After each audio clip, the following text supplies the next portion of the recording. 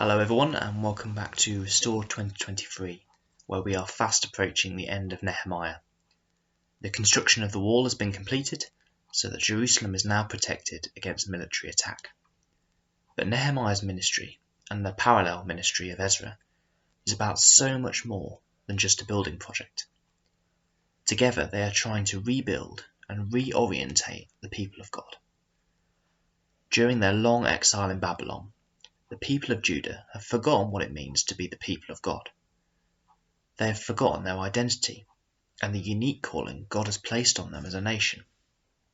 So, step by step, Nehemiah and Ezra set out to remind them. At Ezra's preaching of the law, revival breaks out, and the people commit themselves to a renewed faithfulness to it, and they even celebrate the Festival of Tabernacles to remember their long history of wandering in the desert. This must have been particularly moving for people who've recently returned from exile themselves.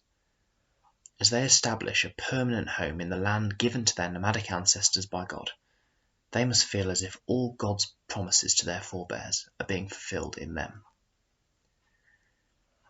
In chapter 11, we see the resettlement of Jerusalem as the capital city. Now that it is defensible, now that there's a wall, it needs to be repopulated and become once again the beating heart of the nation.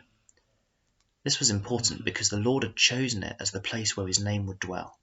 It is not just the administrative centre like our capitals often are, it's the spiritual centre too.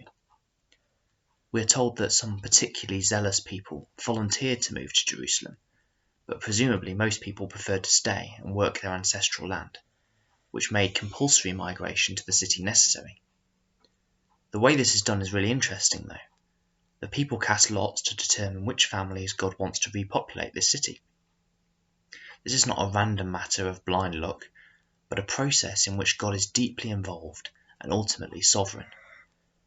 Compare this with the redistribution of populations that occurred during the Assyrian and Babylonian conquests, which were designed by men in order to scatter the people of God and to erase their identity.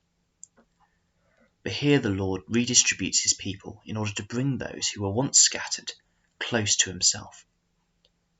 Just as he was sovereign in the exile, he is sovereign in the return, and both have worked to accomplish his purposes in judgment and redemption.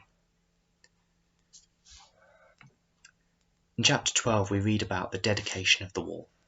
Again, this is not a mere formality, like when a modern day mayor or celebrity cuts a ribbon to open a new shopping centre. This is not like that.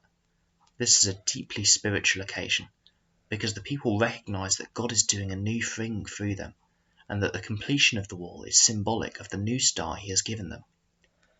So it's appropriate that the dedication is celebrated by an act of worship, as well as a ritual purification from the Levites. Note that this is both of the people and of the wall, and this purification is important because it points towards the holiness and moral purity of God, something the people have forgotten time and time again to their cost. Their failure to be holy, even as the Lord is holy, is why they went into exile in the first place. The work of the Levites and priests in re-establishing the proper order of worship in the temple is received gratefully by the people, who in turn begin again to make their contributions to keeping these people fed. Here we see that true revival is never purely personal and spiritual, but has practical applications for how we are to behave towards God and other people.